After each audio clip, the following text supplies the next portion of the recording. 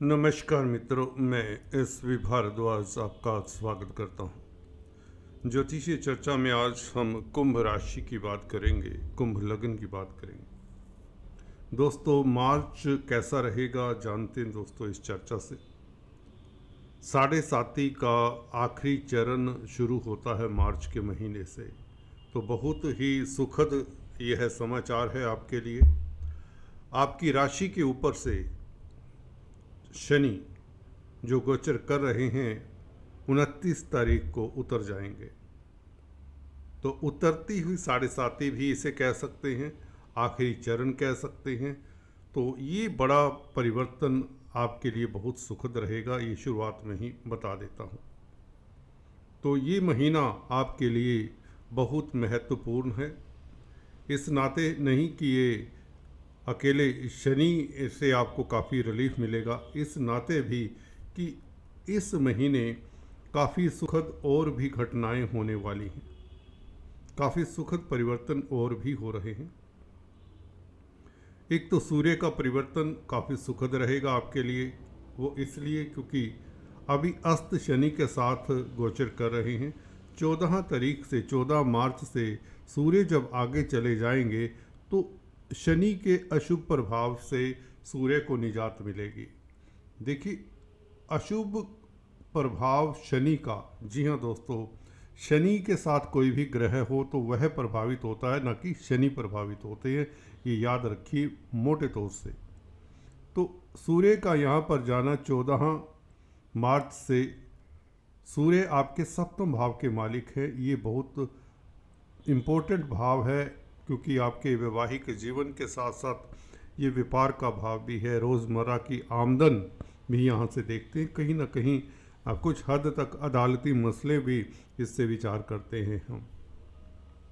तो दाम्पत्य जीवन अच्छा हो जाएगा और व्यापार में ठहराव जो चल रहा है, जिन जातकों की कुंडली में दशा अंतरदशा का भी रोल बहुत होता है, उनका व्यापार खूब चलने लगेगा। व्यापार से आमदन, रोज़मर्रा की इनकम का ग्राफ बढ़ने लगेगा। और सूर्य क्योंकि कारक सरकार के हैं, पिता के हैं, पिता के स्वास्थ्य में इम्प्रूवमेंट, सरकारी क्षेत्रों से जो आपको भय चिंता है उससे आपको निजात मिल जाएगी 14 तारीख से, 14 मार्च से। जैसे सूर्य धन भाव में आपके मित्र क्षेत्रीय मित्र के भाव में आ जाते हैं। मीन राशि, मीन राशि गुरु की राशि है, गुरु के भाव में सूर्य अच्छा फल देते हैं। परंतु यहाँ पर राहु के साथ होंगे, बुध के शुक्र के साथ होंगे। आप कहेंगे ये तो राहु के साथ ग्रहण दोष हो जाएगा, कोई इसमें फ़र्क ज़्यादा नहीं पड़ेगा सूर्य को, क्योंकि सूर्य मित्र क्षेत्रीय है। बुध और शुक्र का साथ कहीं ना कहीं भी प्रभावित करेगा। तो शुक्र आपको बता दें 3 तारीख से, आज से वक्री हो रहे हैं और 15 तारीख से बुध भी वक्री होंगे। हालांकि बुध का नीच भंग बना हुआ है, शुक्र और बुध इकट्ठे रहेंगे काफ़ी समय तक, जब तक बुध आगे नहीं चले जाते। तो शुक्र तो यहाँ पर 31 मई तक हैं, उच्च के हैं, तो ये बहुत बेहतरीन योग है आपके लिए। शुक्र का एक्साल्टेड होना, योग कारक होकर कोई ग्रह एक्साल्टेड हो तो भले वक्री आज से हो जाए, कोई ज़्यादा दिक्कत की बात नहीं। हालांकि वक्री चाल उल्टी चाल होती है ग्रह की, तो अस्वाभाविक चाल होती है, तो कहीं ना कहीं किसी पहलू को लेकर चिंता का विषय उभर सकता है, चतुर्थ भाव को लेकर, 9th भाव को लेकर, जहाँ पर शुक्र की राशि है। परंतु फिर भी गोचर अच्छा है, अदरवाइज गुरु की स्थिति अच्छी है। तो गुरु, जैसे कि हम कहते आए हैं, कुंडली में लाख दोष दूर करते हैं। अगर केंद्र में बैठे हैं तो आपकी कुंडली के लिए ये बेहतरीन स्थिति में है गुरु, तो आपको कोई बहुत बड़े सोच विचार की ज़रूरत नहीं पड़नी चाहिए। खासकर उतरती हुई साढ़े साती का शुरुआत होता है तो यह एक किस्म से तनावों से मुक्ति का समय है। आपको एहसास होना शुरू हो चुका होगा कि अब आपके दिमाग पर जो जहन में कोई एक वजन है, जो एक चिंता है, उससे तो आप निजात पा लेंगे या पा रहे हैं। एक एहसास हो जाता है दोस्तों आत्मा को। जब अच्छे दिन आने वाले होते तब भी ये आत्मा, ये मन बता देता है आपको कि कुछ अच्छा होने वाला है, और इसी तरह से आभास हो जाता है बुरी स्थिति का भी पहले से ही। तो शनि का मीन राशि में प्रवेश करना 29 मार्च को ये आपके लिए बहुत सुखद होगा। और यहाँ पर आपको बता दें 6 ग्रहों का योग भी बनेगा धन भाव में 29 मार्च को ही। बुध, राहु, शुक्र, सूर्य पहले से विद्यमान है। शनि और चंद्रमा भी 29 तारीख को यहाँ पर विराजमान होंगे। जी हाँ दोस्तों, चंद्रमा पहले से ही आ चुके होंगे मीन राशि में, और शनि 29 तारीख को जैसे मिलेंगे तो 6 ग्रहों का योग, बल्कि केतु का भी प्रभाव धन भाव के ऊपर, तो द्वितीय भाव के ऊपर भी बात कर लेते हैं, क्योंकि 7 ग्रहों का प्रभाव सेकंड हाउस के ऊपर होगा। सेकंड हाउस आपको बता दें आपके एसेट्स का है, चल अचल प्रॉपर्टी का है, आपकी वाणी का है, आपकी स्पीच का है, आपके बैंक बैलेंस का है, और आपके परिवार का है, कुटुंब का है। तो कुटुंबीजनों में मतभेद दूर होंगे। कुटुंब में, आपके परिवार में, फैमिली लाइफ में कोई मांगलिक कार्य के योग या कोई खास खुशी का मौका या कोई शुभ समाचार मिलने के योग बनाते हैं। ये 7 ग्रहों का प्रभाव आपके द्वितीय भाव के ऊपर। निश्चित तौर से ये बहुत सुखद समय रहेगा आपके लिए। वैसे भी उतरती हुई 7.5 शुरू हो जाती है, तो इसका मतलब ये है कि कोई शुरुआत से ही शनि झटके के साथ आपको कोई ऊंचाइयां देना चाहते, कोई शुभ समाचार, कोई उपलब्धि, कोई अचीवमेंट, कोई एसेट बनने के योग बनाता है। ये 6 ग्रहों का योग द्वितीय भाव में हो सकता है। अगर आप व्यापारी हैं, कोई बड़ी डील आपके हाथ में आ जाए। हो सकता है अगर आप कोई कलाकार हैं, शुक्र क्योंकि कला के कारक हैं, आपकी कला की सराहना हो, आपने कुछ लिखा हो, कुछ क्रिएट किया हो, उसकी सराहना हो सकती है, जिससे आपका नेम फेम बढ़े, आपको अवार्ड रिवार्ड तक मिल सकता है। हाँ, सूर्य जरूर प्रभावित है, क्योंकि राहु के साथ है, सूर्य ग्रहण वाली बात हो जाती।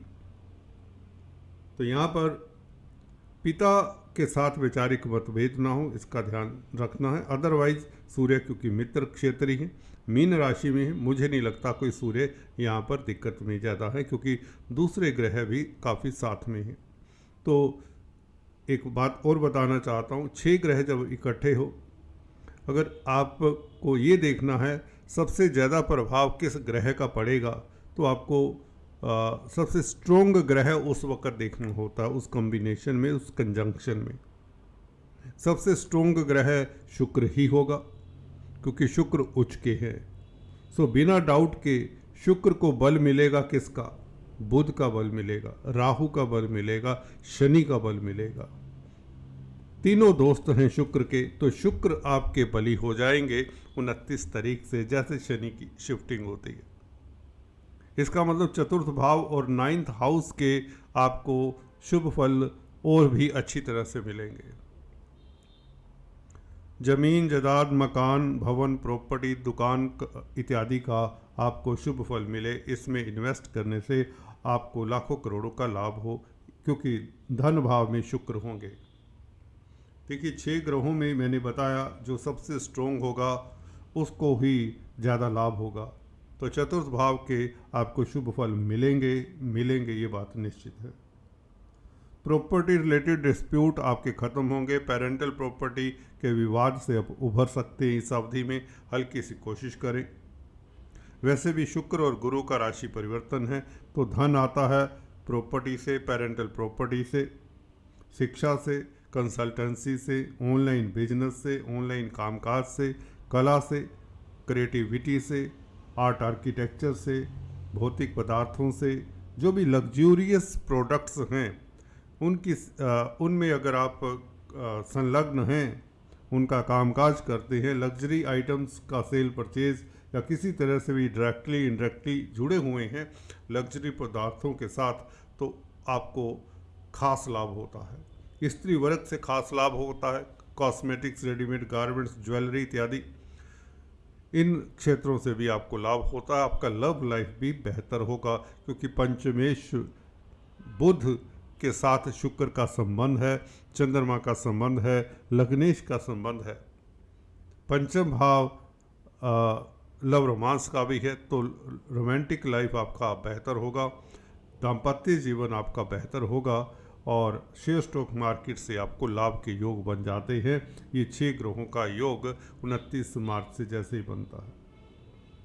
गुरु की स्थिति इस महीने अच्छी रहेगी। शुक्र के साथ परिवर्तन होने से, शुक्र का स्ट्रोंग होने से गुरु भी शुभ फल देंगे। दशम भाव के ऊपर गुरु की दृष्टि आपकी प्रमोशन के योग बनाती, आपकी तरक्की के योग बनाती है और कहीं ना कहीं धन लाभ होता है और धर्म कर्म के कार्यों से भी आपको लाभ होता है। धर्म में रुचि आपकी बढ़ जाती है। गुरु का 12वें भाव के ऊपर प्रभाव है। आपके जो गोपनीय कष्ट है, सीक्रेट सोरोज है, उनका भी अंत कहीं ना कहीं होता है गुरु की इस दृष्टि के कारण, क्योंकि शुक्र के साथ राशि परिवर्तन है। शुक्र सबसे स्ट्रोंग प्लेनेट इस धरा पे कहे जाएंगे इस तारीख से, 29 तारीख से। सबसे शुभ प्लेनेट, सबसे अच्छा करने वाले कोई ग्रह होंगे 29 तारीख से तो वह शुक्र होंगे, क्योंकि उच्च के हैं, 6 ग्रहों के योग में हैं।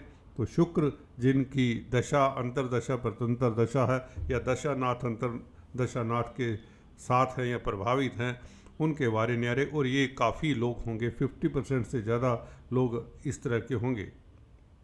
तो ये बहुत अच्छा समय है सभी राशियों के लिए। मोटे तौर से देखें, घर परिवार में खुशियों का माहौल, बैंक बैलेंस बढ़ने के योग, और आप अगर वक्ता प्रवक्ता है, स्पीच से रिलेटेड कोई आपका कामकाज है तो उसमें भी आप सफल होते हैं। आपकी आमदन का ग्राफ काफ़ी बढ़ जाएगा। कुल मिलाकर आपको सूर्य के उपाय करते रहना चाहिए, क्योंकि राहु के साथ होंगे, ताकि जिनका गवर्नमेंट में कोर्ट कचहरी इत्यादि में मसला है उन्हें थोड़ा सा इसमें रिलीफ मिल जाए। हाँ दोस्तों, इतना ही। फिर से मिलेंगे, तब तक के लिए stay tuned. Thanks for watching this video. God bless you all.